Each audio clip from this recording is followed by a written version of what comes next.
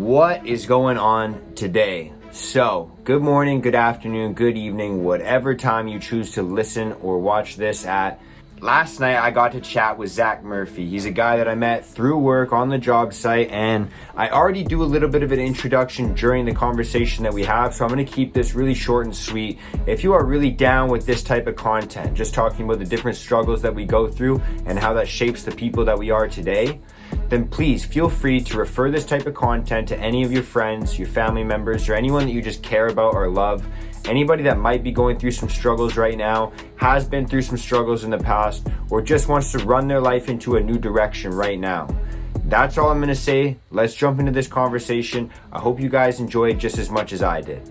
And bang, we are recording. Welcome to another episode of Hey Mark. If you're watching this on YouTube, if you're listening to the podcast on Spotify, Apple Podcasts, Google Podcasts, wherever you're consuming this, good morning, good afternoon, good evening, whatever time you're listening to this at. But we got Zack Murphy in the building. Well, he's in his building, I'm in my building, but we're here to talk to you guys today. And so, welcome. That's all I wanted to say. And if you haven't heard this kind of content before, then what you can expect is on our podcast, I like to have open and authentic conversations with people. I like to talk about the struggles and adversities that we face, the different challenges that we've overcome, and how that kind of shapes the people that we are today. And Zack is a guy that I actually met through work. You know, he's an electrician, I'm a Carpenter Apprentice, and we've kind of got to talking on the job site, and we just kind of bounced similar ideas off each other. So we just wanted to chat about different things that we have going on today. And recently he's even started his own podcast. So Zack, I'm just going to pass the mic over to you. You can kind of let the people know who you are, what you're all about, and where they could find you. We'll just jump right into it. Hey Mark, thanks for having me. Yeah, I'm Zack. The podcast that I have is actually called the Plaid Jacket Philosopher. It's across all the different media platforms as well. And like Mark said, we met on a job site, which has turned into the job from hell. So it's still going on, but you know, they aren't all pretty. But Mark kind of mentioned that I'd start a podcast. What he didn't mention is that he was kind of that last little nudge I needed to actually just dive into it. I'd wanted to do one for a long time. Like I told you, I'd picked up all the recording material, picked up a new laptop at the beginning of this lockdown. So six plus months ago, but I just kind of couldn't work up the balls to actually put anything out. So you kind of gave me that last nudge, and I'm appreciative. So here we are. Absolutely, man. Well, I don't want to take the credit for that, man. Like obviously you got all this stuff set up. You've even got stickers going. You got everything set up, man. I think sometimes, honestly, that in and of itself is a testimony to how important it is sometimes to just like tell your buddies or tell people that you're talking to, like, just go for it, man. Like, just absolutely go for it. I completely agree. I mean, a lot of the time, all it takes is that nudge. Like literally, like I was kind of all prepped for it, but I kept stumbling. Anytime I'd record like 5 minutes of myself, I just shut it down. I'm like, no, that's garbage. Nobody's going to want to listen to that. But I think the words that you said were something along the lines of, you know, people are going to want to listen, and anybody who puts you down is usually just hating on you for whatever reason. So just go for it, because you know, you have nothing to lose. I mean, if I had been going 2-3 years down the road, still regretting that I never started it, like, you know, I'm trying to live with less regrets as I get older. Yeah, man. What's that saying? I think it's like the best time to plant a tree is 10 years ago. The second best time to plant a tree is right now. Yeah. That makes a lot of sense. That's kind of exactly what I was thinking too. And I kind of got started, like, it's better to get that out of the way now. The first 50 are going to suck anyway, so I might as well get them out of the way now. Yeah. Front load that pain, front load all the failure. You're like, man, I'll take it all now, and then I'll reap the rewards later. Oh, exactly. Unreal, man. So we're kind of just talking about a couple of different things, but like, you know, working, doing side jobs on the weekend. And I know like your podcast, Plaid Jacket Philosopher, obviously is circling around, you know, the trades and being in like the blue collar working class. Like, I've listened to the podcast where you talked about it. I think it was your first episode where you talked about how you got into the trades. It was through an apprenticeship in your high school. Yep. But like, how have you seen like working in the trades or working with your hands, being able to do that kind of work? How have you kind of thought that that's helped shape who you are? Well, I think I think I didn't get a ton of gifts in life, but one of them was a good work ethic. And that's kind of a lot of it has been instilled into me from my parents. I mean, I started working with my dad. I'm working with my dad again now, but he really instilled that work ethic into me at a young age. He kind of pushed me to get a paper route when I was younger. And then my mom pushed me to get a job it was actually a butcher shop when I was 14. And I credit a lot of kind of my opinion of hard work and of quote unquote dirty jobs now to that butcher shop, because nothing I can see in trades is ever going to compare to being covered in blood and guts and bleach at the end of the day. So I don't really, nothing at work really grosses me out that much. I don't really find it that dirty compared to what I've been through. But yeah, I mean, most of it's just hard work kind of got me into it and kind of helped me stick with it. And trades for me anyway, I've kind of gone all across BC over to Alberta, Saskatchewan. Like it's carried me quite a long way. So I'm thankful for it. I'm still enjoying it. So I'm going to keep going with it. Yeah, man. And you're a young guy, you own your own place, and that's pretty rare for like people living in this part of obviously like British Columbia. It's pretty hard to have like buy your own spot. You got set up with your kids there, man. That's really sick. That's really sick, actually. Really motivating, man. Meeting you really motivated me to just get after it. Oh, thanks, man. I mean, like, I don't know if you ever listen to, I'm sure you listen to a lot of other podcasts, but there's one comedian in particular, Bert Kreischer, who's got a saying, like when he was going through the beginning of like his stand-up career, and his saying was eat shit, cash checks. And like, I love that saying. Like there's a lot of days that I just kind of have that repeating in my head. Like, yeah, this is a brutal job, but just keep going, put your head down. And, you know, some days that's the only way to get through it. I mean, not every day at work is going to be glorious or quote unquote fulfilling, but you know, at the end of the day, you kind of got to just push through them. Yeah. So how often do you think that you have one of those days that really like tests your patience? Like, is it like a once a week kind of thing, a once a month kind of thing? I'd say it's probably more once a month in that range. I don't know. I mean, we've kind of talked about it at work too, but I don't really let work get me down that much. It's, you know, I just view it as a job. I'm going to do the best I can every day. But if things aren't going well, that's kind of just the way it goes sometimes. Mm-hmm. When I was younger, I definitely let it get to me a lot more. And I know I've talked about it on my podcast too, but working out of town, doing remote camp work, I was doing like 3 weeks in, 1 week out for a while. And by that third week, yeah, everything was on my last nerve. It didn't matter for the last 3 or 4 days in camp. Anything bad happened, I was set off. But nowadays, I don't know. It doesn't bother me the same way. No. Did you ever have the thought like, absolutely, like, fuck this, I'm not going to do this anymore, I'm going to get a different job? Oh yeah. like especially working in Alberta. I mean, I actually liked working in the winter there a lot better. Like I could handle negative 45 a lot better than plus 42, because at least in negative 45 I could bundle up. You get warm up breaks. You're legislated. You can't work outside in those elements for too long. But in plus 42, you don't get cool down breaks. You're out there in long sleeves and Kevlar and all the cut resistant stuff, and you're just sweating your bag off. So yeah, in the middle of the summer, usually I'd actually after a few years in Alberta, I ended up taking off 2 months every year through July and August, just because I didn't want to deal with the heat. And you know, the pay up there kind of afforded me that luxury of taking a couple months off. But I found it was great to just kind of unplug and recharge. Like I was saying, when I was younger, I don't know, I mean, you can relate, like testosterone gets pumping, like you're kind of on edge sometimes. Like I really found that I just needed to take those breaks every once in a while. Yeah, man. And listening to your first episode, it really resonated with me because you talked about being an apprentice, man. And that's kind of what I'm going through right now. Like it, like basically, like you said, it's at the point where it's like eat shit and cash checks. Like that's pretty much what being an apprentice, I feel like in any trade is like, oh yeah. Like yeah. I was going to say, like, how was your experience? Like kind of go into that as well. Cause that first episode that you have is really sick, man. Oh, thank you. Yeah, I mean, when I first started, I started with my dad, but I know that you've probably come into this too, but when you're kind of the boss's son, you get that, I don't know, that People kind of get just a predisposed idea of what you're going to be, kind of that prima donna attitude. But my dad really tried to drill that out of me and drill it into the rest of his company that wasn't the case here.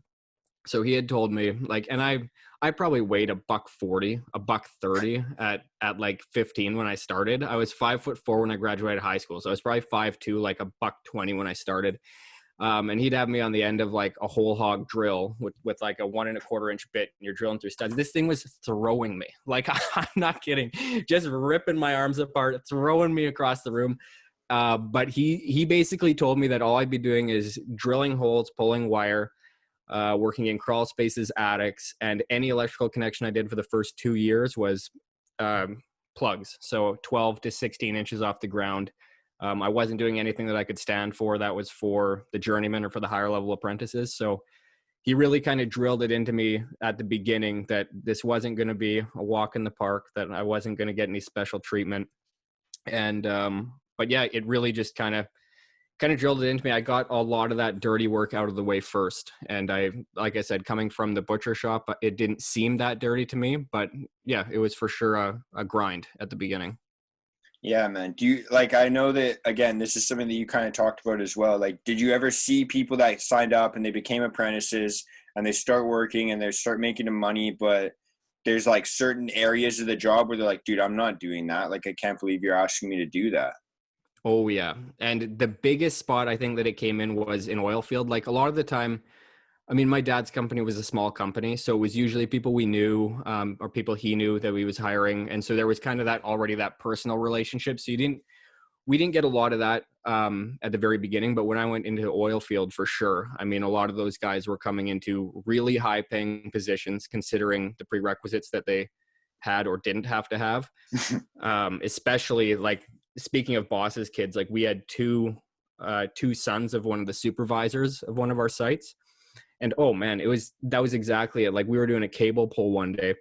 They're 2 first-year apprentices. So we had them in, I mean, it's a pretty crappy spot. They were in the middle of a trench pulling this cable. But we had 200 guys on this cable pull, all in various horrible locations. Like it was I don't know, it was probably a 1.8 kilometer run that we were pulling. And so it was it was a cross-site feeder.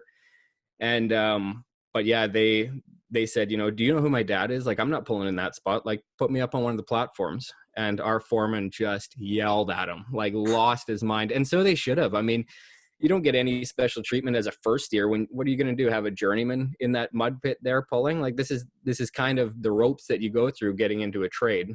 But yeah, I'd say more so it was with the bigger companies, the bigger sites, that we kind of noticed more of it. That's probably also because there was a larger group of apprentices to pick from. But yeah, you definitely saw it. You see a pretty wide range of personalities out there. Yeah, man. And so like, what do you think for yourself? Because obviously like your parents did a really good job of instilling like a hard work ethic and kind of just that resilience to overcome those struggles. Like what was your biggest struggle, like kind of in regards to the trades, like kind of just getting into the workforce? I don't know like what that struggle would have been for you. For me, it was just literally the physical demand. Like I was saying, when I started, I was tiny, and like the drill would literally throw me around. Like you could talk to my dad about it, but at the beginning he's like, oh yeah, Zach hated drilling. Like I had, my arms would get tweaked. I'd have bruises all over my shoulders from the handles just clocking and kicking me. That was probably the biggest thing, was just the kind of the physical struggles to get into it. And I mean, same with when you're 15, 16, I mean, the work ethic isn't always there. Like you get your paychecks, and then, you know, if you get paid on Friday, you don't care about working that Friday. Like there were probably a lot of times that I was begging for a Friday off, because usually payday Friday. But yeah, so I mean, the work ethic, it kind of came. Like I definitely had it, but I've worked on cultivating it over the years. Yeah. So do you think that would be like your biggest struggle with it, or? Yeah, probably the physicality of it. And then just really kind of learning. I guess at the beginning, I didn't necessarily have a long-term view of the trade. When I first started, it was with the apprenticeship program in high school. And the main driver for that wasn't necessarily a love of trades. It was a hatred for sitting in class. So to me, like I hated sitting in class. That wasn't my game. But So I kind of viewed it more as, yeah, it was great to get work experience, but more so it gave me an excuse to get out of class. So I would go to school one day, work the next, but then that apprenticeship program counted for half of my credits when I graduated. And when I did graduate, I had nearly enough hours for the first 2 years of my electrical apprenticeship coming into BCIT. So it gave me a great head start, but it was kind of just learning to have a longer term view of everything as opposed to just viewing it as a reason to kind of get out of school. Yeah. And now, like, because I've listened to your episode as well, where you kind of talk about like setting long-term versus short-term goals. And do you think that at that point you were even thinking about setting goals, or because I know I wasn't right after high school? Oh, definitely not. No. Like at 16, 17, no, I wasn't thinking about anything. I was thinking about the next weekend. That's it. And I must say, like, meeting my wife, I met my wife, I don't know what it was, 6 years ago, but kind of when you start a family, and especially when you have kids, like that kicks into overdrive. Like it's just kind of that instinct takes over. So yeah, but yeah, I started to kind of gain that over the years. But yeah, you're right. At the beginning, I definitely didn't have any long-term goals. Do you think that going to the oil fields and like working in camps out of town kind of helped shape like more like the goal setting? Like, okay, we can make money doing this. Like, this is something I want to do for the rest of my life kind of deal. Yeah, and I also found that really kind of accentuated the importance for short-term goals for me, because I couldn't even look at 3 weeks away. If I was starting a 3-week shift and I was staring down the barrel of 21 days in camp, I didn't even like looking that long term. Like I would set it for kind of quarter marks. So at 5 days in, I was a quarter of the way through the shift. 10 days in, I was halfway, and I would kind of take it in those little increments because I couldn't, it's kind of a pretty formative experience when you're in that kind of a situation, especially starting out. You don't really, like I've talked about it before too, but the turnover rate, especially for new guys going into that kind of work, is extremely high. You kind of go into it with an idea of what it's going to be, but once you get there, I mean, nothing short of probably military or being in prison would prepare you for that kind of a life, just that level of isolation, especially, like I said, the first time out there when you don't know anybody. So yeah, that's probably, yeah, I would definitely say that shaped a lot of kind of my thought processes now, is spending those years out of town. Yeah. And like, what like, obviously there's the hard work, the weather that sucks up there, the isolation. Like, what's the biggest struggle of working in camps, like when you're just like away from home like that?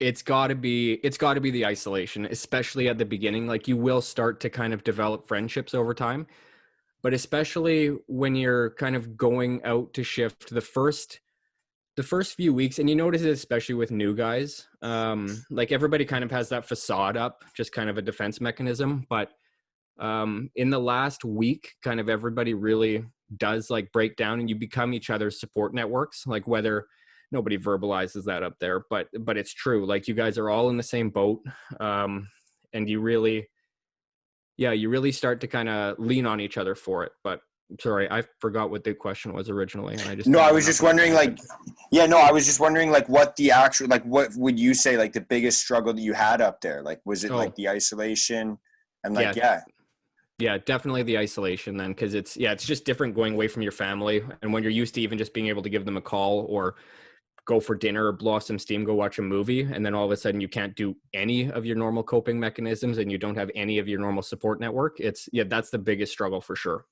Yeah, no kidding, man. I have no idea, because I remember we had that conversation. I was like, man, I would definitely want to jump on board if I had the opportunity to go out of town and work like that. But I've been thinking ever since that conversation, I'm like, man, I wonder like what the worst part about it was and how I would handle that kind of stress. Like, I don't think I've been in that situation before where I'm like that isolated for that long. It's different, like, but it's really a trial by fire. And like I said, like I attribute a lot to kind of my mindset, a lot of my mindset to that period of time. It's kind of regrettable the state that the oil field is in right now, just that there isn't that kind of same draw of a workforce needed there, because I've recommended it to apprentices all through kind of since I got started up there, was that it's such a great experience. I mean, it gives you it gives you a better perspective on the work that you're doing locally as well. But just to have that kind of go through that experience, I found it was a kind of like a mental workout, and it was great. I can't say enough about kind of the after effects of it, despite how tough it was at the beginning. Yeah, man, that's an interesting one. And it's cool because you have all these different stories now that you could go off and tell people, and we're all like, man, you could literally be saying anything and we would just buy it. Like, oh man, yeah. Well, mining was the craziest one, especially up there because it was we were an exploration camp at the beginning, so it wasn't in production. There wasn't all that security up there for when you're pulling gold out from underground. It was really like the wild west up there for a while. Like, man, like from living in wall tents where you've got like a sheet of canvas in a 2x4 skeleton, and you've got this diesel heater keeping you warm in negative 45 degrees with 100-kilometer-hour winds howling against this tent. 6 guys to a bunkhouse, or not even a bunkhouse, sorry, the wall tent. Like, it was crazy up there. It's brutal. And I only had to spend 4 nights in a wall tent. Some guys had to spend months in those wall tents. I was lucky I got a cabin, but you sleep in there and it sounds like you're in a wind tunnel. Like, I don't know how anybody did it. I didn't sleep for 4 days, but it's a crazy place up there. It was a blast though. Man, did that mess with you, not sleeping for 4 days? I mean, I'm sure I nodded off here and there, but I just remember laying awake at night and it was just howling. Like, it sounded like you were in, like a wind tunnel. I don't know how else to explain it. Everything's just flapping.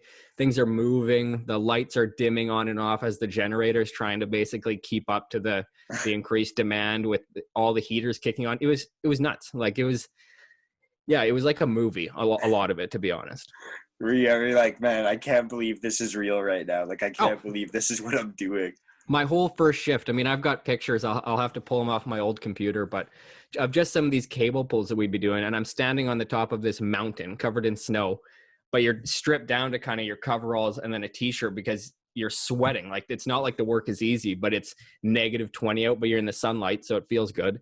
But yeah, some of the pictures are just crazy. They look like they're out of some movie scene.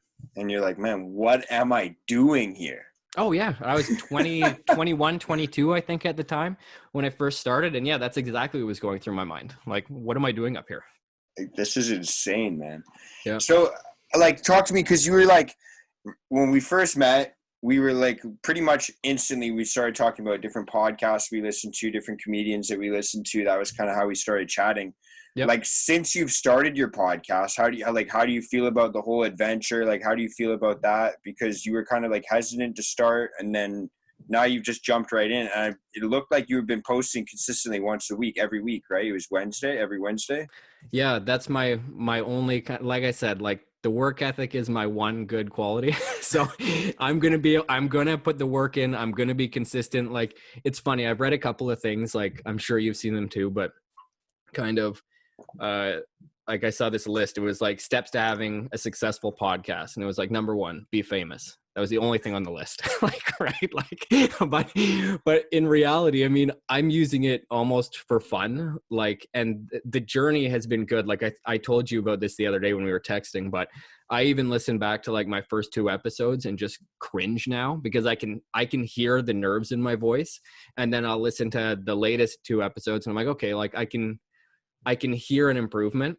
So to me, and I mean, honestly, like you were mentioning the stickers, they're basically just hard hat stickers, toolbox stickers, but that's kind of my goal audience. So I just figured, that's a good way. And so I've sent them out to some of my different buddies on trade sites, bigger construction sites, to get the word out anyway. But I'm just really enjoying it. Like, it started out, I used to just record myself driving home because I have like an hour to an hour and a half commute each way every day. And sometimes I would just be going crazy sitting in traffic. And so that was kind of my inspiration for it.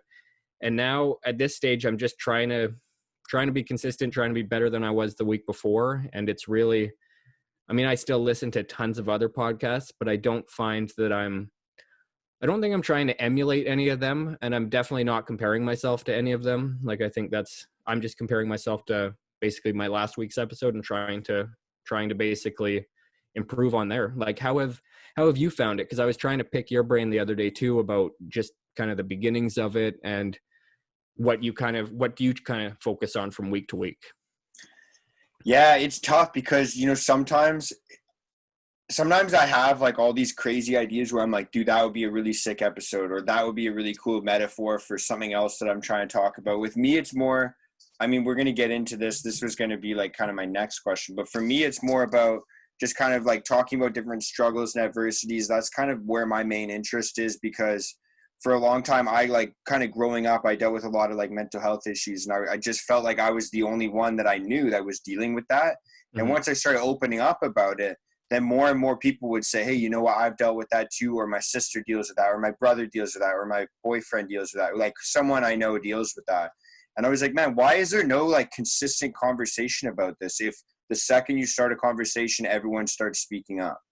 Like that's Yeah. kind of like how I was about it. So that's how I kind of got started. And then I decided, I was like, it doesn't really make sense for me to just spit off a bunch of my own advice and my own ideas, because at the end of the day, like that kind of gets old and I don't even have all the answers, man. Like I just have what I think is right. And Yep. so for me, my like kind of attempt to do, I guess, like a service is just to provide different perspectives, different like ideas, different struggles, different adversities that other people have shared and gone through, because I feel like it's more powerful to hear a bunch of different people say similar things than it is for just one guy to say the same thing over and over and over again. Yeah. And so that's kind of your mentality with having the guests on, is kind of getting a broader scope, but of people who've had similar experiences. Well, of just whatever experiences they've had, like just Hmm. talking about the adversities that you just faced, and like just talking about like what actually got you to overcome these things, and Yeah. how do you feel now, right? Like that's kind of the way that I kind of structure mine, is just always trying to think of, different ways that people could actually be, I guess, not really struggling, but like ways that they're just living their lives and feeling like kind of by themselves. Like I want to be able to hear every single perspective out there so that someone else can hear it and think, oh, damn, I'm not the only one going through that. Yeah. Or And I'm I not mean, the only one feeling that. Sorry. no worries. And I think it's really inspiring to hear how people kind of overcome their own struggles, whatever they are too, which I've noticed on your podcast, a lot of people have said, and you've said, which I really like to hear. Like I mean, when you were saying how when you were younger, you struggled with mental health, I don't even know that I recognized that I did when I was younger, but my parents went through a divorce when I was 6, 7 years old. And I've gone through kind of the gamut of issues related to that. And then I've had a fair bit of counseling and therapy over the years, which have really helped. But even, yeah, when I first got started with that, I mean, it originally started when I was 13. My dad got me in to see a counselor, but I didn't find that I gained a lot out of that. I wasn't into it. I didn't have the mentality or the maturity to deal with anything that I was feeling. But when I went back on my own in my early 20s, I really got to dig into a lot of that stuff. And I mean, it was painful at the time, but it's the only way you can kind of grow is if you face it. So yeah, I mean, I had a lot of issues growing up too. So I think we have that in common as well. Yeah, man, that's huge. I actually had a kind of a similar experience when I was like 9 years old. My parents tried to get me into like kind of talk to a counselor. And like you, man, like I wasn't even willing to acknowledge that I had any issues going on. And I just didn't have the maturity to actually face like what I was dealing with. So it took me, yeah, into my early 20s where I was just thinking like, this is a little bit out of my control. I need to get a bit of help. Yeah, like I don't know how you felt, but I kind of just felt myself losing control at certain things or reacting to things that I didn't understand why I would feel this way. Like a lot of my issues came originally that kind of caused me to start digging stuff up was like trust issues in relationships, things like that, where I couldn't understand where it was coming from or why I had this. And I started actually with a relationship counselor and then ended up just going to, yeah, basically counseling by myself, because at that time I was with an ex-girlfriend. But then I just focused on it personally and I kind of continued on with it for a while. But I got a ton out of it, but I never would have realized it if I didn't kind of want to change something. I think it also takes a desire from people to want to change, to Mhm. really kind of start to open that stuff up. Yeah, 100%. But I will say that's really cool that it was your dad that helped get you into counseling when you were a kid, because you always hear about like the whole like society always tells men to just man up. Like that's really cool that your dad was like, okay, like let's try. I don't know how the situation went, so maybe I'm just pulling something that's not there, but I just think that's interesting that your dad would be the one to do that. That's really sick, I think. Yeah, no, I mean, you're right. It definitely came from, uh, I think it was a bit of a different angle from him, but at the same time, I agree. I'm thankful that he did. It was at the time my dad was getting remarried to my stepmom, who's still my stepmom now. They've been married for, it's got to be around 17 years, but I mean, I was a dick. Like at 13, I was a thorn in their ass.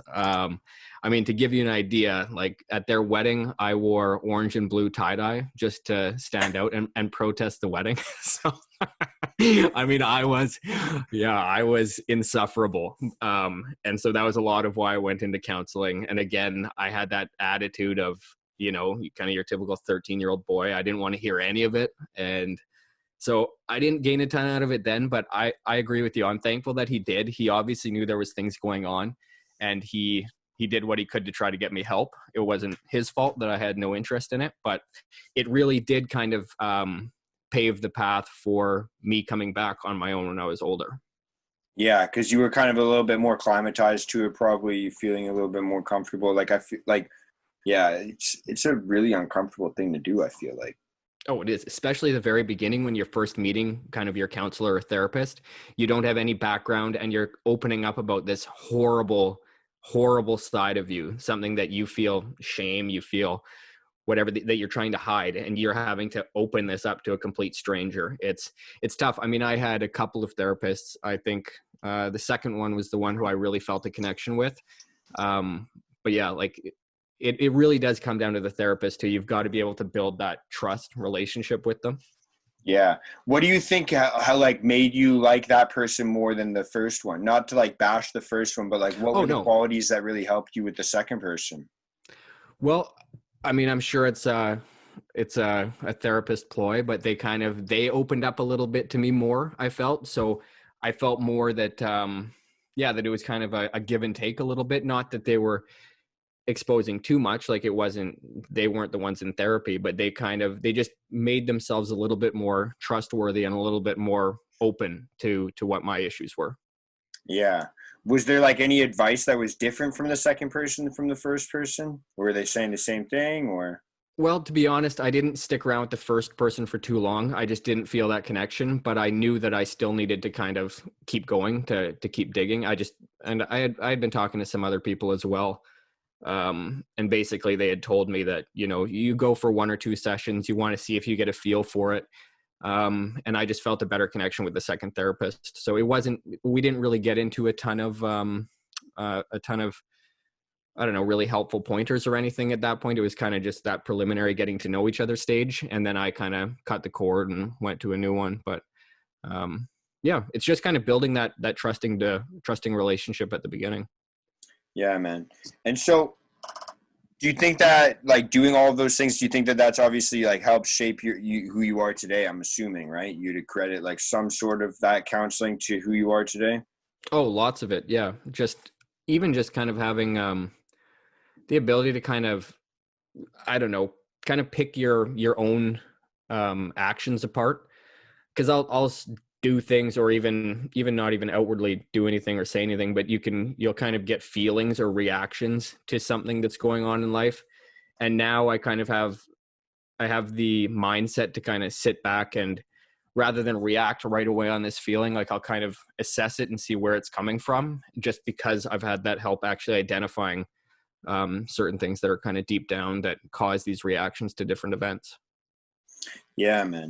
And when did you kind of feel like you were comfortable enough? I don't know, like if you're still seeing somebody like that, but I'm like, when did you kind of feel like you were comfortable enough to, I guess, like A, talk about it with other people, or B, like kind of just all together and stop seeing somebody? I don't know when it was that I kind of stopped. I think I had gone for a few months and I kind of felt that, not that I was necessarily done. I don't think you're ever done, but I felt like I had kind of uncovered what I needed uncovering, and I felt a lot better about myself. I've definitely been more open. And I think as far as talking to people about it, I mean, it helps now with my wife. Like, me and her have a great open relationship. Like, I can say whatever I'm feeling to her and she can do the same back to me. So that helps. But even like I was saying, working out of town, once you get into that kind of third week, everybody's kind of defense mechanisms, the facade breaks down, and people really, you would start to open up. Like, we would be, us on the crew, like I had a few good friends up there, but we would really start talking to each other kind of in that last third week when everybody's strung out, just drained from the shift, and you're really kind of wanting to talk to somebody, but you don't have anybody else. So you start talking to your coworkers. And that was really, again, more of the inspiration behind the podcast, is trying to get those conversations with tradespeople and like kind of blue collar working people going, because I know that they're there. I know that people are feeling and struggling this way. It's just that a lot of the time we don't get the chance at site to necessarily dig into anything that's deeper.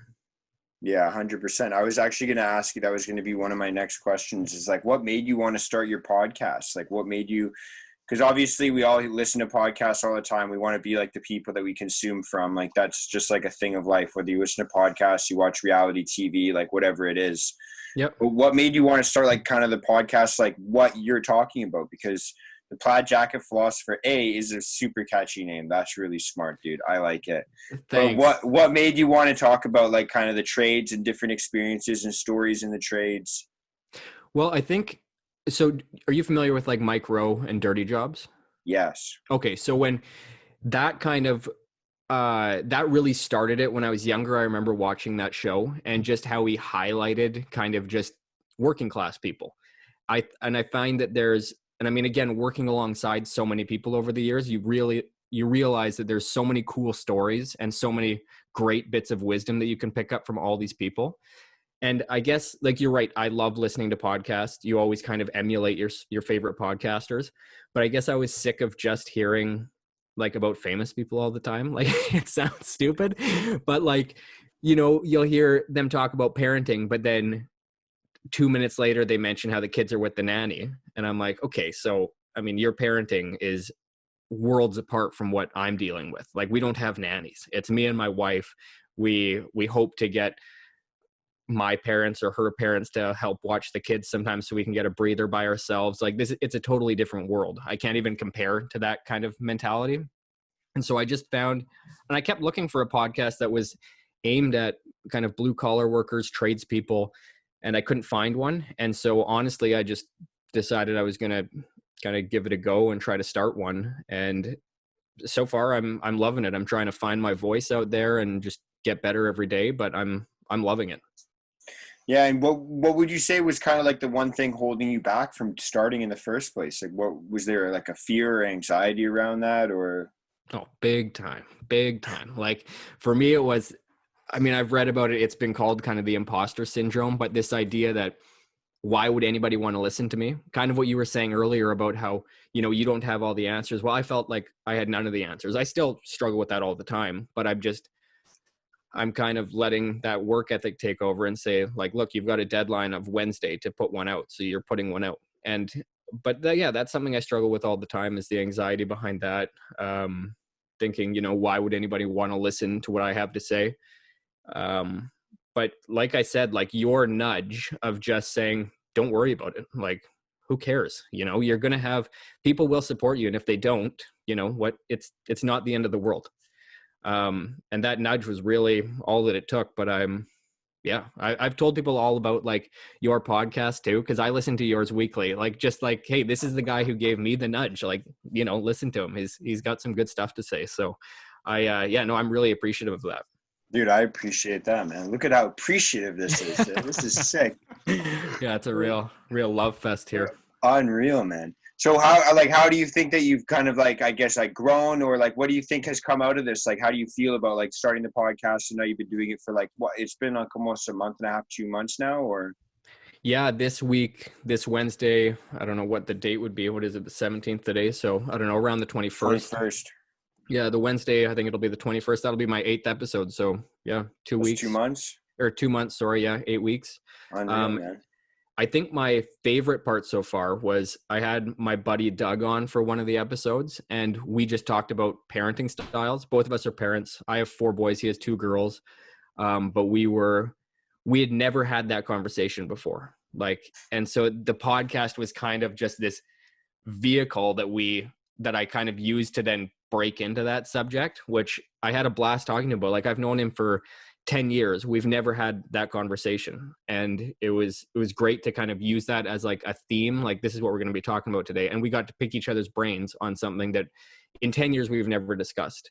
Or then I had a guy on from England. I had to do the interview at 5 a.m. my time to work with his schedule. But I mean, you and me both were up early anyway. Didn't really affect me. But he owns and runs a painting business. He's had it for 20 plus years, and he had an issue with a phobia of flying, and he saw a hypnotherapist to help him do that, and it inspired him to become a hypnotherapist. So he's taken all of his training, and he's transitioning basically from, he still paints, he still runs that business, but he's transitioning into becoming a hypnotherapist. So and a cognitive hypnotherapist at that, dealing specifically with anxiety, which I'm very familiar with, and phobias. So just getting the chance to discuss that with him, kind of pick his brain on issues that directly affect me daily. And, you know, we still have an ongoing dialogue. He's starting up his business. I'm starting up a podcast. So we kind of talk to each other all the time. I'm going to have him on again.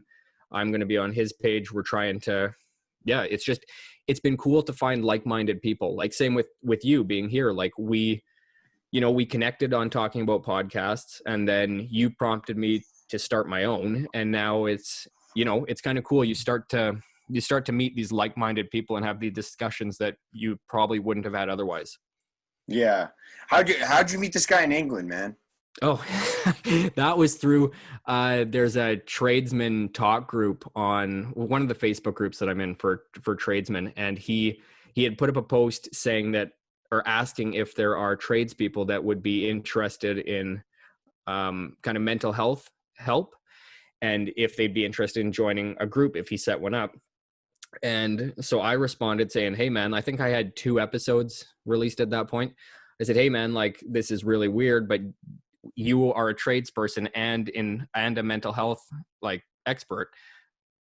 Like, this is right up kind of the alley of what I'm trying to do here. And so I sent him the links. I said, if you could listen to these first 2 episodes, let me know what you think, and if you'd be interested to come on and do an interview.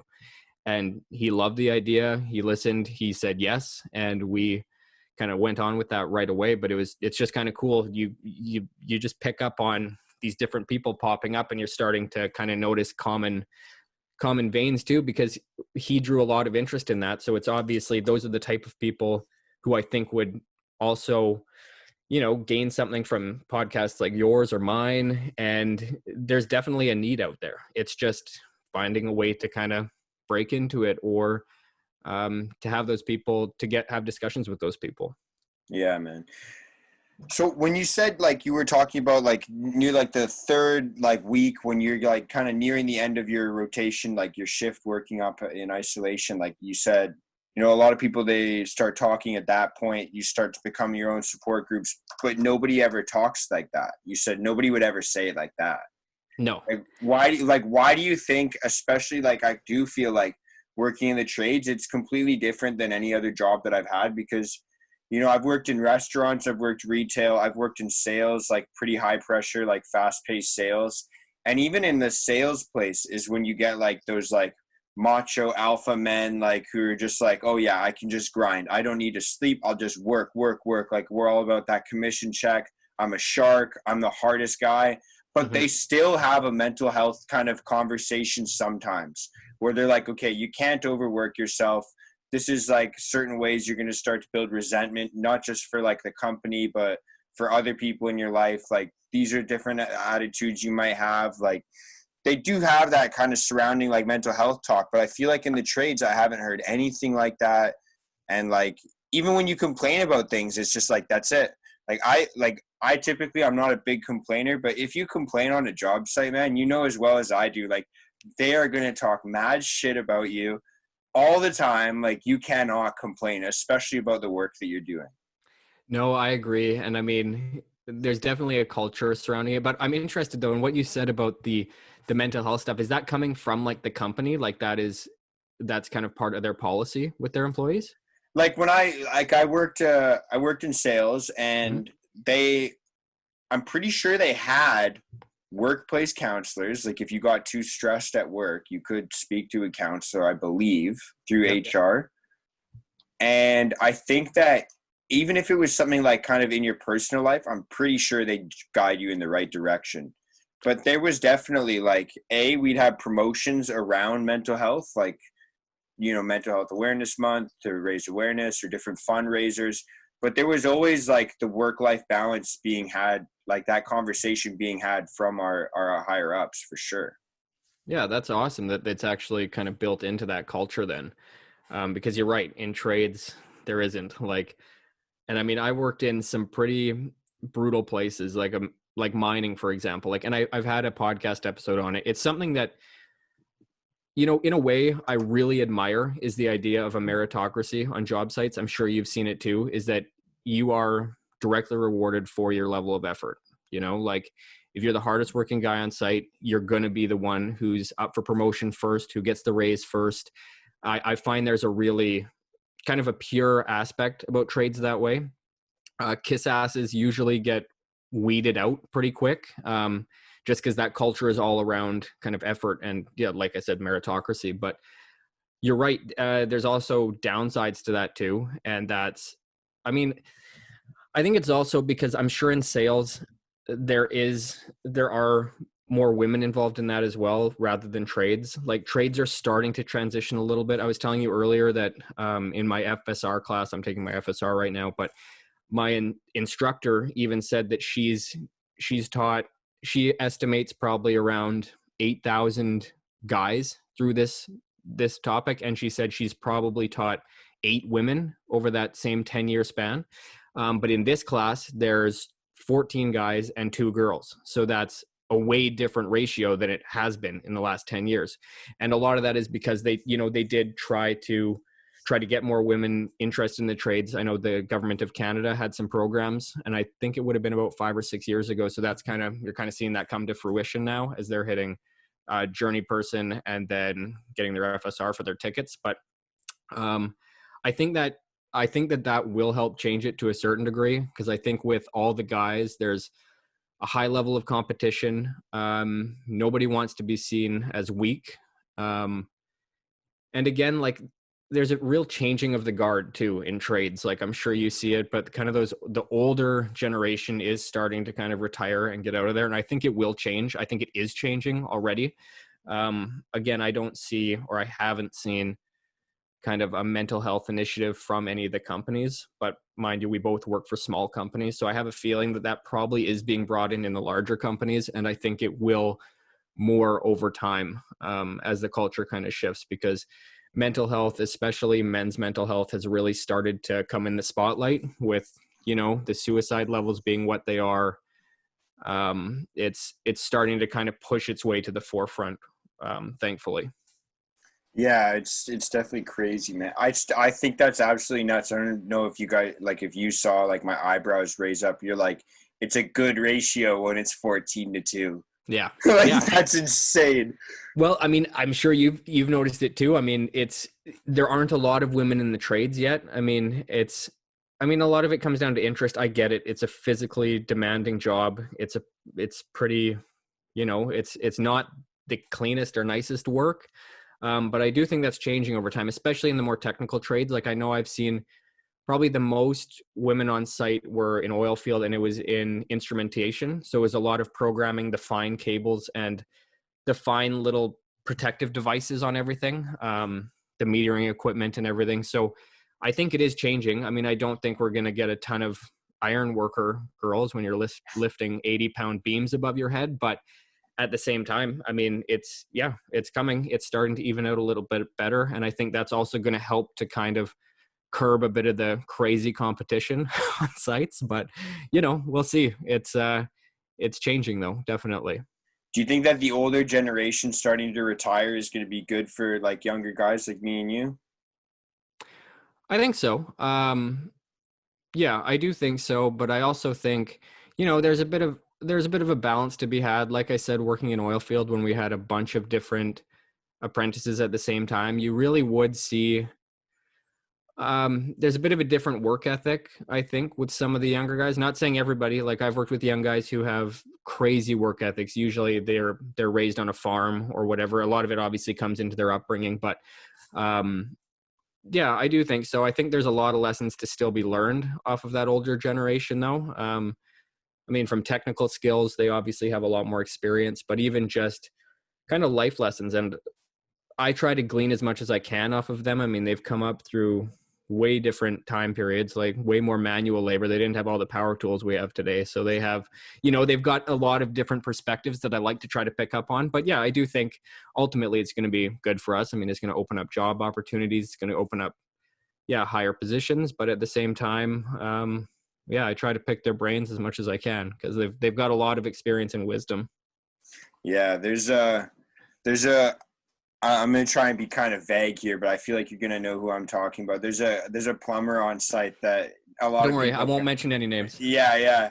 There's a plumber on site that a lot of guys like to crack fun at, but man, and he's an older guy, but I love talking to this guy, Yeah. and I kind of get flack for it sometimes. Like, dude, stop talking to him.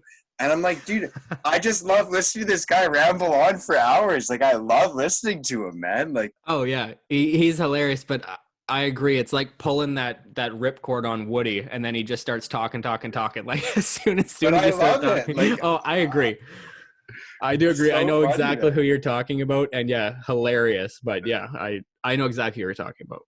But that's what you like. I feel like that's what you're talking about because, dude, this guy's got stories for days. He'll just go Yep. off and he'll talk to you about so many stories, and there could be work related, hunting related, fishing related, like whatever it is. And believe it or not, like he's actually given me some pretty sound advice in a lot of different areas, like from financial to like work site, like work ethic. Like he's given me a lot of good like pieces of advice, man. I actually really appreciate talking to that guy. Oh yeah, I'm completely with you. I've worked with guys like that too, and I like picking his brain too. I know exactly what you're talking about. I was at a job with him, probably would have been 6 months ago now, but me and him talked quite a bit, and yeah, I loved it. Like you gain a lot of stories and just lessons in life. It's not even necessarily work specific, but those guys, I mean, they've taken their kind of beatings in life. They've experienced highs and lows, and it's great to kind of pick up on their wisdom that they've gained through all those years. Yeah, man, it's actually so funny. I love it. That's like another thing. Like I've never had a job where I'm working with people that are like a generation above me. I've always worked in like in restaurants or retail, even in sales. Like everyone was kind of around my age, maybe 5, maybe 10 years older max. Like the CEOs and presidents would be obviously a little bit older, but everyone that I worked with on a regular basis was around my age. And for certain things in my life, I just didn't relate to them in certain ways. Like I just don't have similar interests a lot of times. Whereas I find like in the trades, there's always kind of similar mindsets going on. There's a lot of wackos out there as well in the trades for sure. Oh yeah. But like I Yeah. find that like there's a lot of people that like I don't know if you feel the same way, but like just a lot of people that are just down to just work and make the best out of life and just enjoy like as much as they possibly can. I agree. I mean, I don't know if you found this too, and I'm actually interested in what it's like to work with a kind of crew or a group of people who are all in the same age group. I feel like it would be really competitive. Whereas, like, I don't know, I find that I don't notice or I don't meet a lot of tradespeople who are overly jaded. Like, they kind of, and this is again kind of that mentality of kind of you earn what based on what effort you put in. And I think there's, I don't know, there's kind of a virtue in that. Like it's kind of cool. It's refreshing to hear people talk about that. And you don't hear a lot of people blaming their situation on whatever, people are able to kind of take their lumps and admit to it. But what was it like working with like all guys in the same age group? Like, I just feel like that would have been like the Wolf of Wall Street. Like that's the only thing I picture is just these people just chomping at each other all the time. Yeah. So like there's different there was the yeah, there was a couple of different like I worked retail was like when I was in high school. So that I feel like didn't really count. I worked with a bunch of my buddies at Value Village, like literally 6 of us Like so many of us from the same rugby team all worked at the same Value Village. So like it was inevitable that we'd get scheduled together because like how many staff does this place really have? Yeah. And so that was an absolute shit show pretty much. But we still were good staff. Like, I don't know why, but most of the time we were like, yeah, I just want to work and make money. Like this was the first time I remember getting my first paycheck and it was like $400, I think. And I was stoked, man. I was so fired up. I was like, $400? Are you serious? I'm 15. Yeah, like, I had those same paychecks. And I was just fired up. I'm like, I can get 5 Xbox games for this. Like, I was losing my mind. Yeah. So, like, we were stoked. Like, we're like, we'll do whatever you want at this point. Like, are you serious? And then I worked at restaurants, and then I worked with my dad. I worked as a Carpenter Apprentice, and that's when I went to BCIT for it. Took my level 1 and my level 2 kind of back to back because I've racked up all the hours and then just did the schooling for both of those levels. Yep. And then I hit the point where I think it was 2016. So that's 4 years ago. I would be 2021. And I hit the point where I was like, man, fuck this. Like, I just don't want to do this. I show up to work every day. I do all the bitch work. I just get shit on all day. If I complain, I get shit on for that. So like, I just have to show up and eat shit. Like that's how it felt. And I was like, what the fuck? I don't want to do this. And at the same time, you know, in my perspective, again, this is something I don't think I was even mature enough to be working in the trades. Even though I was 20 years old, 21 years old, I was like kind of an idiot. I would look around and I would see so many different guys, from the truck drivers dropping off deliveries to the sub trades that we'd bring in. And they're like kind of all, you know, older gentlemen, and they're all smoking darts all day and just talking about how once they get home, they just want to drink beers. And I was super into bodybuilding and fitness at the time. And I was like, fuck this. This isn't what I want to do. Like, I don't want to just sit around and become like the 45-year-old guy who just hacks darts all day and like wants to just go home and drink booze. Like, I don't want to be like that. And so I got this chip on my shoulder. I was like, fuck this. I can do whatever I want. And I ended up, I quit. And then I was like, shit, I guess I need a job right away. So after that, I went straight to a gym, the gym that I went to, like that I was actively going to. And I said, I'll do whatever job you guys want. I don't care. I showed up in a suit and tie because I was like, I need a job. Like I'm going to make an impression. I need a job. Show up in a suit and tie to the gym. And I'm like, I'll do whatever you guys say. I don't even care because I just need a job at this point. I was just like kind of so filled with like piss and vinegar. That just reminds me of the scene from Step Brothers where they show up to the job interview for the janitor position. She's like, you realize you're cleaning toilets, right? Yeah. You guys are in a tux, right? Yeah. It's the best scene. That's hilarious though. I mean, you had that mentality to kind of do whatever it took. That's awesome. Yeah. I walked in, and so I first, my buddy was the assistant manager there, and he said, yeah, just come on in, meet my manager, just try and make a good impression. So I left a job site that day. I remember I had a suit and tie in the back of my truck. I said, I'm getting a new job today. Like, that's it. I'm done. Yeah. And so I drive to the gym and I sit down with my buddy at the gym and I start talking like trash. Like, I'm talking out my ass. And there's like a couple of girls in the room, and I'm like 21 years old. I'm kind of just like talking shit. And it turns out the one girl is the other assistant general manager, and the other girl is the general manager. And so I'm sitting there, suit and tie, talking shit. And then I turn around and I say, oh, by the way, can you hire me? I'll do whatever you want. Yeah. Like, that was pretty much where I was at. And they were like, yeah, come back tomorrow. You got it. And I'm like, okay, what position am I working in? And they're like, you're going to do sales. Do you have any sales experience? And I was like, absolutely not. But I'll do whatever you want. I don't care. But as you can see, I can talk your ear off, so I'm sure I can sell stuff. Exactly. And they were like, dude, if the fact that you're wearing a suit right now and you just walk in shooting the shit like you just run the place already, you're in. Like, that was it.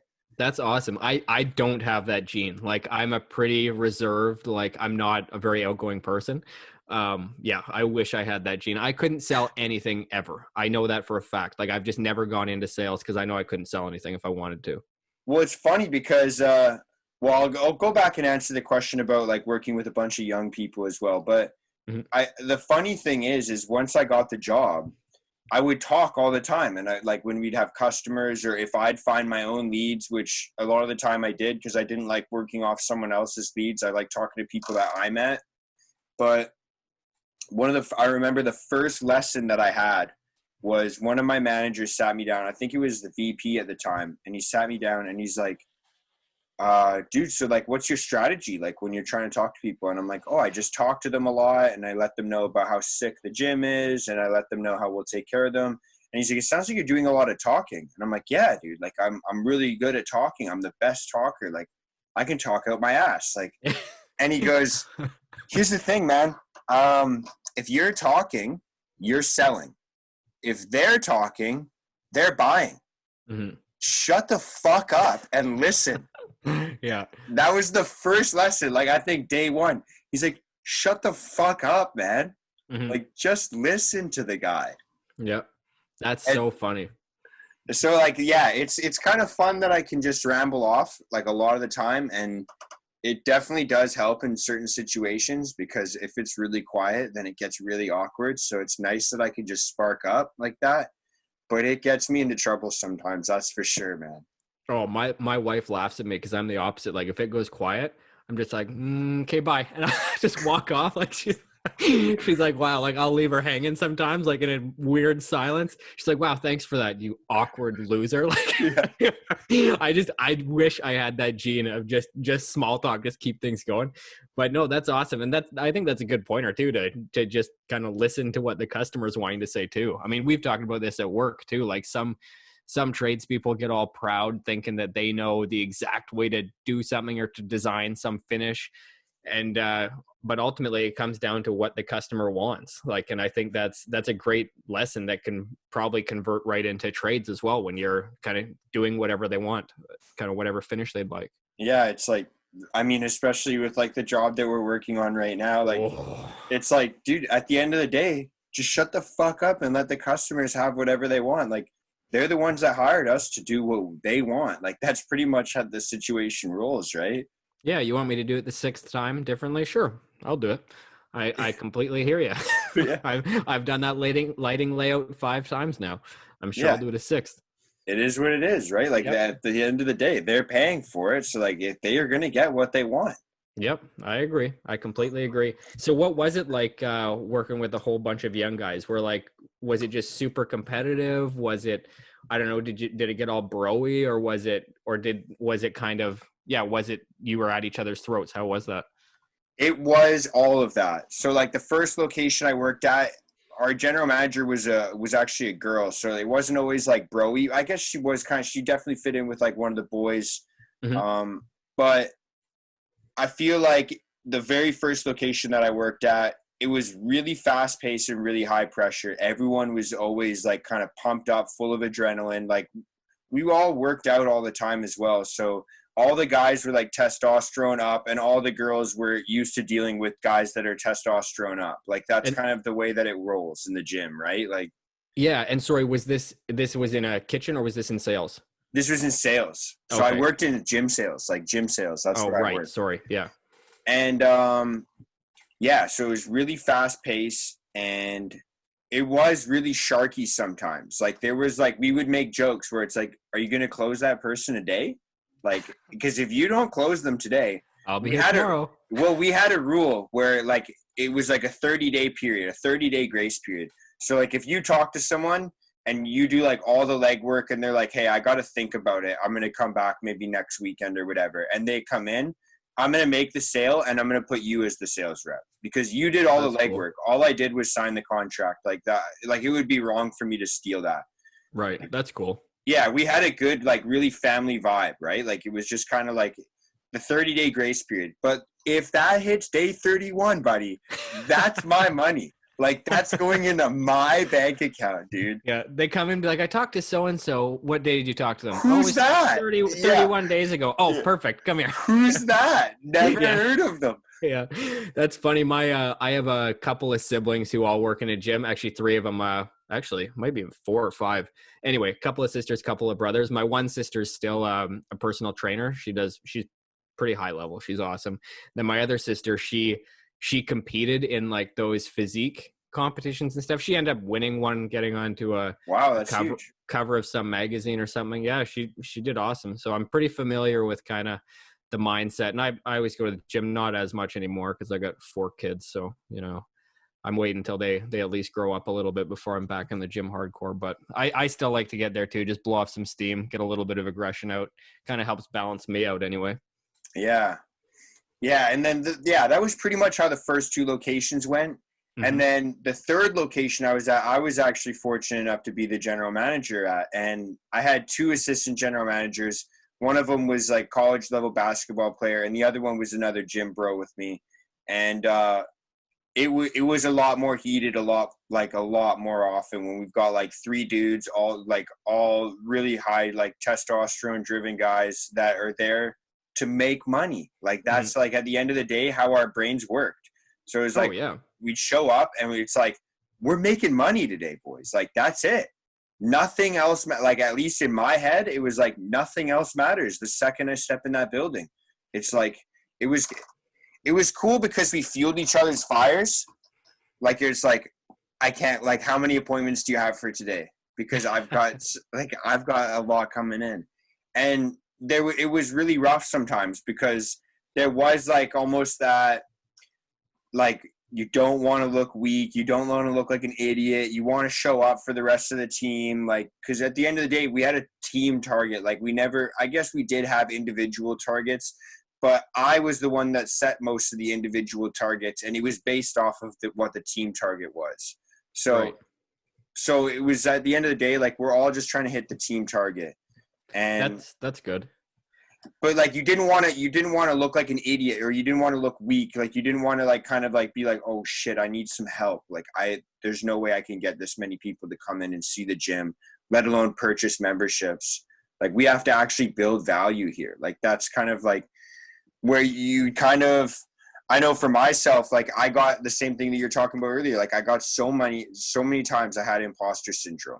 Yeah. Because I was a pretty young general manager in the company, and there was a lot of times where they'd be like, okay, what are you going to commit to for numbers this month? And I would try and talk out my ass, and I'd be like, I'm in way over my head, man. Like, I don't know why I'm just saying I could do this. Cause like, and that's kind of how it got, because it's like, well, I'm leading a team with, a couple other guys, and I don't want to let them down or look like an idiot in front of them. Like they obviously think I'm in this position for a reason, which I obviously was. I worked hard for years at that company. And then, it was kind of like, there's a catch-22 there where like, it's really fun and like, you're kind of driven and you get that like rush of just like young guys with a lot of energy, but all of us hit a burnout point and none of us wanted to talk about it.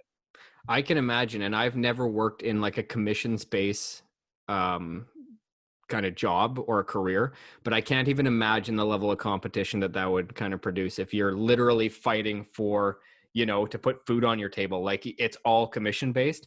I don't know. I would be horrible in that situation. I think the stress would just get to me. But it was interesting what you're talking about with kind of personal targets and team targets too.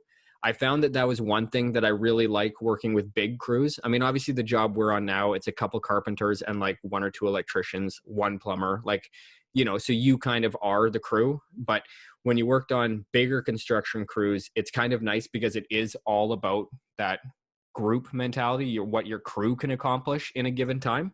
I mean, all of your deadlines are based on the crew. There aren't very many personal deadlines. You might have it for, by the end of the day, can you get this done?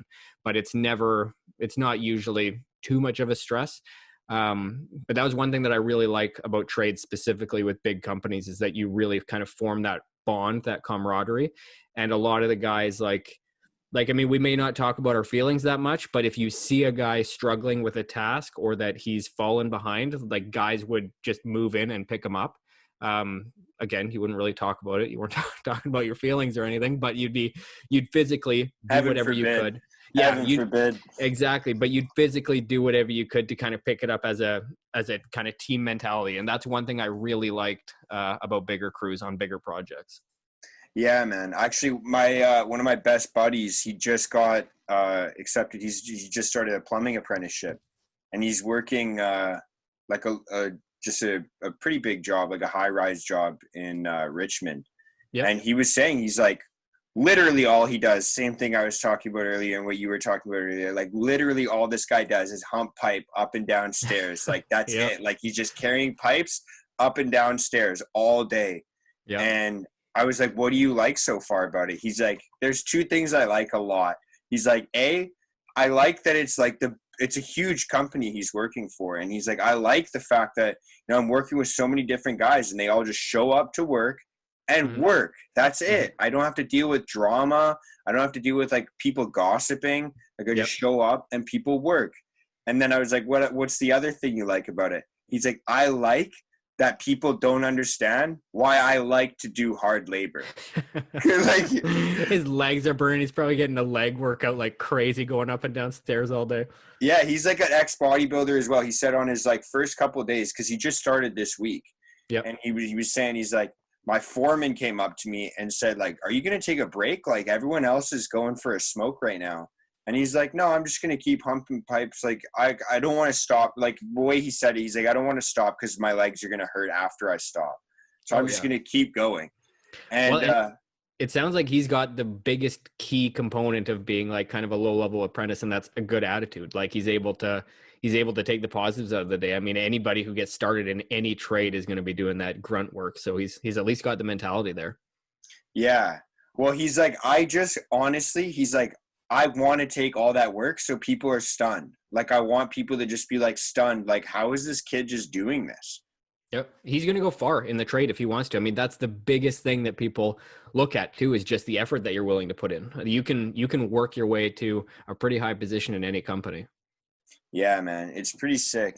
I do think like there's pros and cons. I don't know, because I've never really worked with a big company like that. Like the best I can actually come, like the best I could relate to it was when I was at BCIT and you're working with like a class of like 40 other guys and you're all building like similar projects. Like I'm not sure how it works with electricians, but I know with carpenters, like the first job you get is like build a sawhorse, just to make sure that everyone knows how to like basically work with tools and can do simple like angle math. Like it's just like, can you do the math for these angles, right? Yeah. Build a sawhorse. And then after that, they get on to like, okay, we're going to build flooring systems. We're going to build stair forms. We're going to build like, different concrete forms, or we're going to build wooden stairs. Like, and it's kind of cool because there's certain things that people are really good at. And then there's some guys that, there's some guys that can like, they're not really great with power tools, but they can look at drawings and completely understand everything. And then there's other guys that can build anything when you explain it. And then they look at drawings and they're like, what the fuck am I looking at? Like, it's so funny how like that kind of happens. And exactly like you said, there's so many other guys that just come over and they're like, oh, what is it that you struggle with? Oh, I can't do the math for this roof. Like I can't do the calculations for the angles. And it's like, oh, it's just like this. Like they just come by and just show you. Yeah. And I think that comes down to like, I mean, even on trade sites, like you talk to the guys and everybody's crass, everybody's crude, it's not like you're getting like refined, like, you're not gentlemen. Typically you're not getting that, but there's an honesty in that. Like I never talk to anybody at a trade site and feel like they're like blowing smoke up my ass. You know what I mean? Like, and I really appreciate that about tradespeople. And that's one thing that always turned me off from like salespeople, is I always felt like there was an angle. But yeah, I agree with you. You kind of get that mentality when working with other tradespeople. I think you'd like working on a big crew too, if you did work with a big company, because you definitely get that sense of teamwork. And yeah, people kind of pick each other up if you're having a bad day or something's happening. But it can be a pretty cool feeling. It obviously depends on the foreman and the building of the crew, but it can be great. Did you ever feel like you were just like a number though? Like working for a massive company like that? Oh yeah, that's the definite downside to working for a big company. You'll gain really good relationships with those guys around you and your crew, but at the same time, when it comes to the upper level management, the guys who are offsite in the businesses, in the whatever the office is doing all the planning for the site, yeah, you definitely feel like a number there. Like I know again, working out of town, like you'll be as close as you can possibly be to a coworker, like by the end of 3 week shift, or after, if you've worked with somebody for 9 months and you've spent more time with them than like your girlfriend or your wife, if you're doing it 3 weeks in, 1 week out, I mean, you're spending 75% of your life with these people. And so you'll be close knit, super tight with the crew on site. But then when all of a sudden layoffs come, you literally get a slip of paper, like it'll just have your employee number, and it's like, oh, you're laid off, or you're off to the next site. So yeah, there is a bit of both, but yeah, so pros and cons to it, but there's definitely a lot of pros as far as the crew itself. Yeah, because I just feel like the one thing that I really like, especially like this week, like it was really nice where you get like a lot more alone time. You're just kind of like, I was working in that basement that we were kind of working on. Mm-hmm. And I just bring my little portable speaker to work. I get told exactly what I need to work on that day. I plug my music in, and that's it. It's just like go time. Like, it's like sweet. I can just, I got to build what I have to build. Sometimes you fuck it up and, your foreman comes down and laughs at you and calls you a big idiot, and you have to redo it. And, and then you keep like, that's the one thing I laugh. Like, I don't know. You saw the sticker on the back of my truck, and I say it at work all the time. No bad days. I don't care. Like, I have the exact same mentality. I completely agree. And it gets you through a lot of that stuff. Like, you just got to laugh sometimes. I mean, especially when you're newer in the trade, or even I make mistakes all the time and I just laugh. I mean, there's nothing you can do about it. They're going to happen. Might as well have a good chuckle about it. Yeah, man. I remember there was something that really messed up like pretty bad this week. It was like, it was a good like waste of time and probably a decent waste of materials. And I just like I didn't do well. And I got laughed at pretty hard. Like, I got a couple face palms and I got laughed at. And I look over and I just say, yeah, learning fucking sucks sometimes, dude. Yeah, it does. It definitely does. But you're right. You got the right mentality. I mean, what else are you going to do? You got to get taught. You got to learn the stuff. So it's not always pretty. There's also like, I find that there's like this weird, I don't want to say shame, but like kind of like this weird negative connotation right now in society. I don't know if you feel this ever, like on social media or even certain podcasts or just in conversations on day to day. Like, there's this weird like notion that, working a 9 to 5, working a day job is like kind of like it's frowned upon now. Everyone's got to be like that hustler or entrepreneur or working their passive income, or I don't know, like there's always these like get rich quick schemes, and you could do drop shipping and you could do this or that. Like, how do you feel about like the trades, and do you think that that's kind of shaped like your idea on like what working a 9 to 5 is or a day job is? Like, what are your thoughts on that, man? Yeah, it absolutely has. I mean, I've had friends who are kind of all into the MLM, the multi-level marketing, kind of the get rich quick schemes. And, so far they've all fallen flat. I know that some people you might hear this, just Yeah. Oh, I know. I've already talked about it on mine. I don't care. No, I've talked to them about it too. They've talked to me, like, and I've noticed, especially since this lockdown, kind of as kind of jobs have gone away or companies have kind of shrunk down their workforce, I've been getting a lot more people asking, like, do you guys have work? Is there a grunt labor position on site? Like, I'm getting that more now than ever in the past 5 to 10 years, like, that I can remember. And I think it's just because, I don't know, like, yes, you're right. Like, as far as in media and everything, it does seem to get kind of laughed at a little bit. There's the stereotypical tradesperson who walks in with their pants halfway down their ass, like in all the sitcoms and everything. It's, it's got its own stereotype, but I think people are really kind of starting to realize the value and the worth in just coming to work, kind of busting your hump for 8 hours, putting in an honest day's labor and, making money at it too. Like, I don't think, and that's a lot of the kind of the inspiration behind my podcast too, is just opening up and breaking down those stereotypes. Like, these guys and girls on trade sites doing, your blue collar work or whatever, keeping society basically functioning.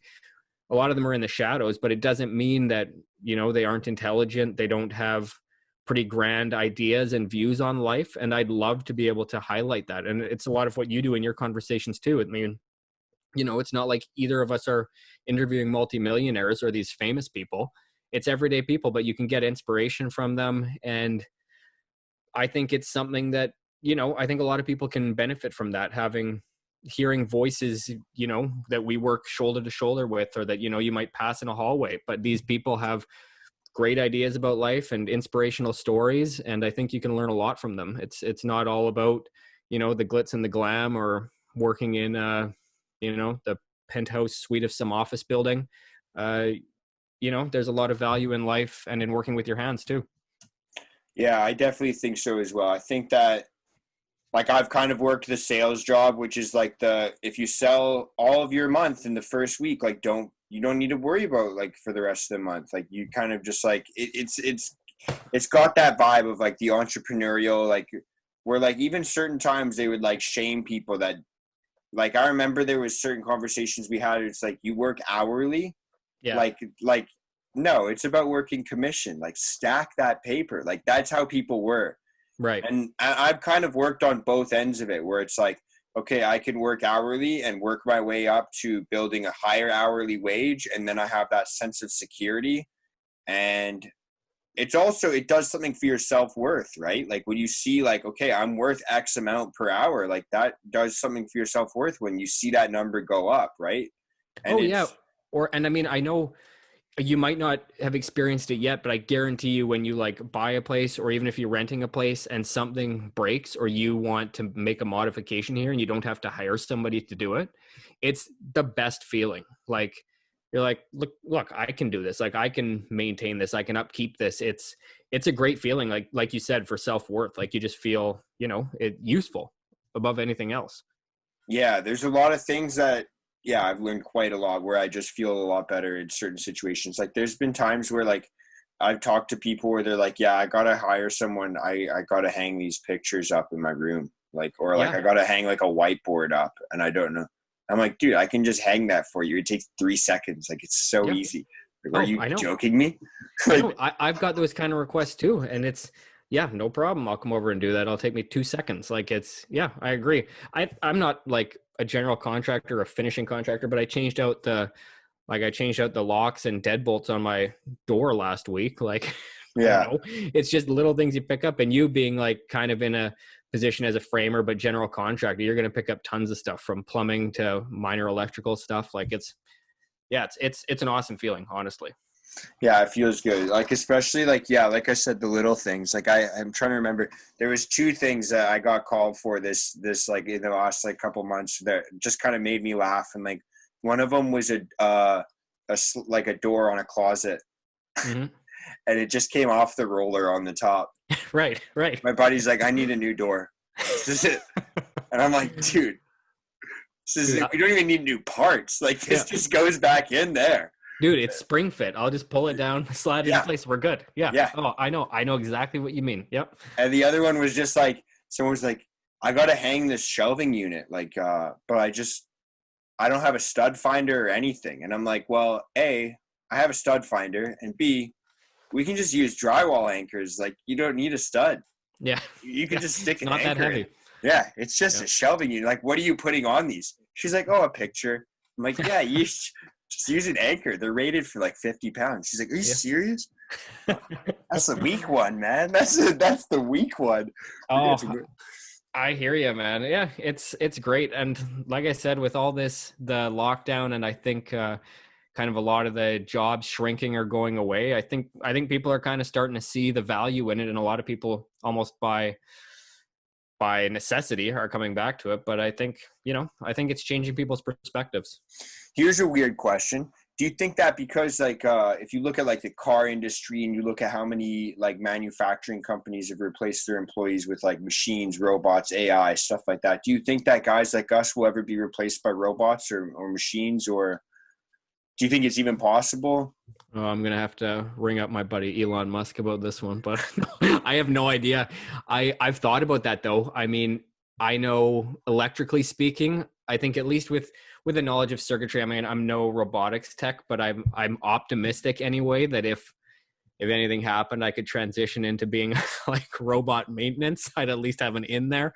But I don't know. I think it's hard to see. I mean, I don't know if you've ever seen the videos of these kind of tilt-up prefabbed housing units. That kind of scares me a little bit, but as long as there's custom homes and stuff like that. I think it's going to go together. But like, yeah, some of these tilt up buildings, like they have little, even electrical couplers in the corners. So as the building basically comes together, these pieces just slide into place and it connects the electrical throughout the walls and everything. It's bananas. So some of that stuff scares me, but I don't know. I think there's always going to be people needed to fix stuff, particularly. I think you're going to have a hard time getting a robot to troubleshoot a broken neutral in a wall somewhere, or, you know, stuff like that. So I think we're still going to have jobs, at least for my lifetime, hopefully. Yeah, I guess you also have the other perspective of like, you've worked in new construction. I've never worked in any new construction whatsoever. Everything I've ever done was renovation or restoration work. Oh, you'd probably be so happy doing new construction then. It's so much better. It's so much cleaner anyway.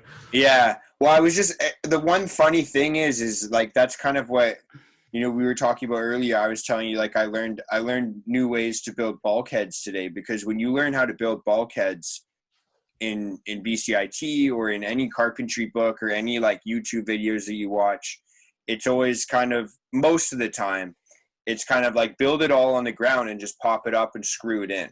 Mm-hmm. Right. And when I said that to my foreman, and he kind of just looked at me, he's like, good luck with that, man. And I was like, what are you talking I know about? your foreman. I can picture that. Yeah. He goes, have at her. Good luck with that, man. Yeah. And I go, why? What do you say that for? He's like, I wouldn't do it like that. And I go, well, why wouldn't you do it like that? And he goes, well, just like, good luck. Like, just, he's like waiting for me to catch on and figure it out. And then I'm like, oh shit, this is a 108-year-old house. Like, there's no way anything on this, the wall or ceiling, is square. So like, I can't build it on the ground. I have to go individually, like each little piece, and measure each piece individually. Like, there's so many different things where I'm like kind of doing that.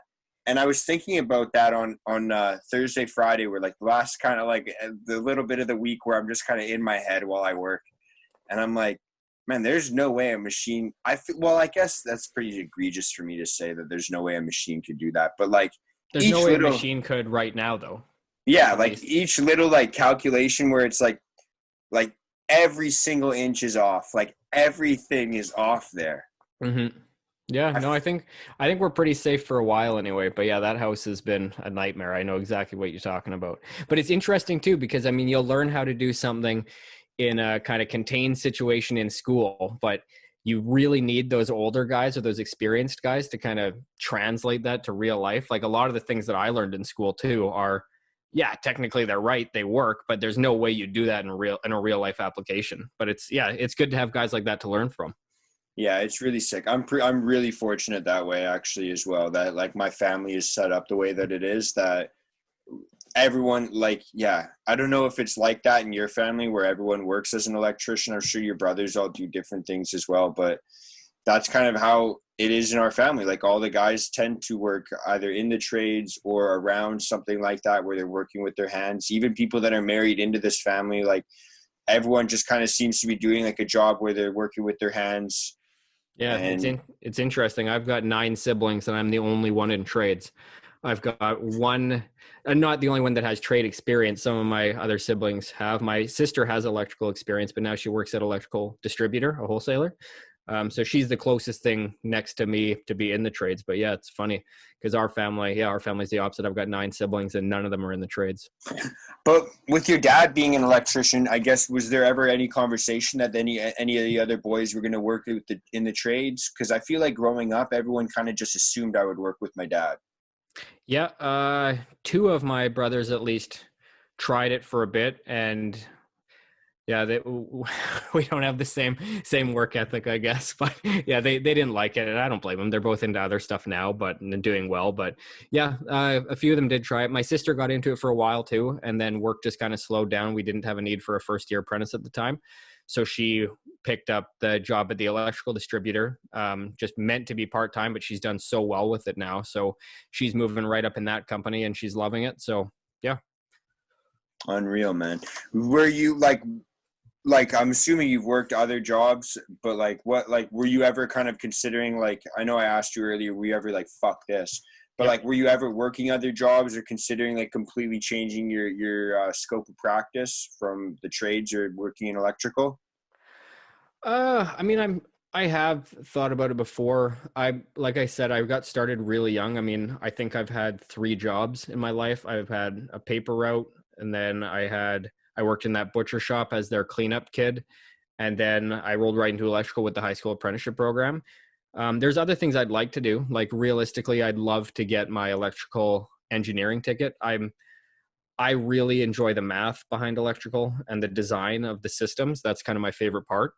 But with kids right now, it's not really in my cards, and so I'm happy though doing what I do. Maybe one day I'll kind of expand, but again, it would probably still be in the same kind of general area. But I would like to get into the engineering end of it. That's sick, man. Yeah, Yeah. how come, I guess, like, how come you never got into engineering before? Is that something you just kind of discovered that you were interested in, or? Well, I always liked it, but then, I mean, I started working out of town actually when I met my wife. Ironically, my wife and I met online because I was doing a 2-in-1 rotation, and I would come home from working. I was working night shift at the time. So I'd come home from working 2 weeks on nights. I'd come home. It would take me 2 days to acclimatize to being awake during the day again. And then I would take the last 2 days of my time off to try to get back into the rhythm of working all night. So I only really had 3 days off out of every 3 weeks where I was actually doing anything productive. And so I never had a chance to meet anybody. So I ended up meeting up with her, but basically working out of town was such good money, and I was really enjoying the work. Like I loved working out of town personally. So I didn't really have the desire to change fields at that point. And then I met my wife, we got married, we had kids. And so then it's kind of, now it's just not really an option to go back to school at this stage, but I'm happy where I am. And maybe when my kids get a bit older, I'll go back to school. But yeah, for now it's on the back burner. Unreal, man. And you got 4 boys, man. What's that even like, having 4 boys running around? You don't sleep, but whatever. I didn't sleep before anyway. So Yeah. no, it's a blast. Like, honestly, I think, I think I had a lot of preconceived notions about parenthood when I was younger. For example, one of them that I think a lot of people might think is one way or the not, the kind of whole nature versus nurture thing. I figured, being stupid when I was younger, that all of it was nurture, that if you raised your kids the same way, they were all going to turn out roughly the same. And now I realize that is definitely probably 70% nature, 30% nurture. Like it is crazy, the different just personalities and interests that the kids have. Like I've said it on my podcast too, but our 9-year-old, he's extremely artistic, very caring, a very empathetic kid. Our 4-year-old who just started kindergarten is the same thing. He's quite anxious, like he's quite quiet, but he's very caring, very empathetic, has an insane memory. That kid remembers stuff from when he was 2 that I don't remember, but he'll point at it in a picture, be like, yeah, see, I told you. I'll be like, holy shit, like this kid's incredible. And then my 2-year-old is a wrecking ball. Like that kid, I feel so bad for his teachers coming up, because they're going to have my first 2 kids that will have given them these like angelic impressions of what Murphys will be like. And then my 3rd son is going to come along and just bulldoze his way through every class in life. Like me and my wife, we try to videotape him as much as we can, like just for like personal home videos, because he's got such a personality. He's so loud. Like it just feels like he's going to be some kind of entertainer or something one day. And we're going to seem so stupid saying in like an interview one day that like, oh no, we could see this from like a young age. Like we almost need video proof. Like, no, this kid is crazy at a young age. And then our 7-month-old, we have no idea. He's a pretty big potato at this point, but we'll see what he's got for personality. Yeah, he's a blank canvas at this point. Yeah, he's a firecracker though. He gets very angry, but that's about it so far. So we'll see. That's pretty typical for like you said 7 months? 7 months, yeah. Yeah, I feel like that might be typical for 7 months old, no? It's funny, like our second one, who's 4 now, he was such a happy baby. Nothing could get him angry. He was never like, he might whimper a little bit if he was hungry. This one, our 7-month-old, like he grabs my beard and pulls my face into him if he gets angry, and just screaming at you, like red in the face, grabs your beard, pulls you in. And my 9-year-old was like, I think Clyde's trying to rip my throat out today. Like he grabbed my 9-year-old just like around the Adam's apple and just pulled. left this huge red mark. Like, he's a strong, angry little kid. So I'm curious what his personality is going to be like. Man, that's funny. Do you think any of them will work with you, like work in the trades? Yeah, you know what? I do think so. And I would like to at least, like, I try to do the same thing that my dad did with me. And a lot of that was just teaching through his actions, not necessarily his words. I mean, I know I've used the example on my podcast, but when we used to go camping as kids, he never said anything to us. He never verbalized this lesson, but if we went camping, he would kind of clean up the site when we got there and we were leaving. He would clean it all up. He would always leave it nicer than when we got there. Like, he'd clean up other people's garbage. He just had this kind of work ethic, this idea to kind of take care of that stuff around you. And he always just kind of instilled that work ethic, really, but it wasn't through anything that he said. So I'm trying to teach the kids the same thing. And we had a big moment of pride, a few months ago, where our son just went around the townhouse complex picking up garbage, just cleaning up our street unprompted. And it was awesome to see, because obviously he picked that up somewhere. I mean, so we try to be an example to them as much as we can, not necessarily saying things to them, but just kind of through your actions and trying to lead by example that way. So I hope so. I think it'd be good to kind of give them that basis, even if they don't stick in it, at least to kind of gain the value of putting in a hard day's work and, working with your hands. I think it's a good lesson. Yeah, man. And then, you don't mind me asking, like, is your end goal to kind of like take over the business that your dad's been running? Is it kind of to make your own business? Is it to kind of go and branch off and go back to some bigger job sites with some bigger companies? Like, what's kind of your goal with working in the trades? Well, my goal right now, right now I'm taking my FSR, which basically is the next level up. It allows me to pull permits within the cities and everything. And that's kind of the first step. My dad does want to retire from the company, but, so we're talking about me buying it from him over time. So that's realistically probably the path that I'm going to go down. And I do like the idea of it. I'd probably like to change the scope of work a little bit. I really enjoy troubleshooting and service work, kind of maintenance stuff where, it's not necessarily always the craziest work pace, but when something does break, it's kind of, you got to act on it fast. And there's a lot of thinking involved in that. I really like that.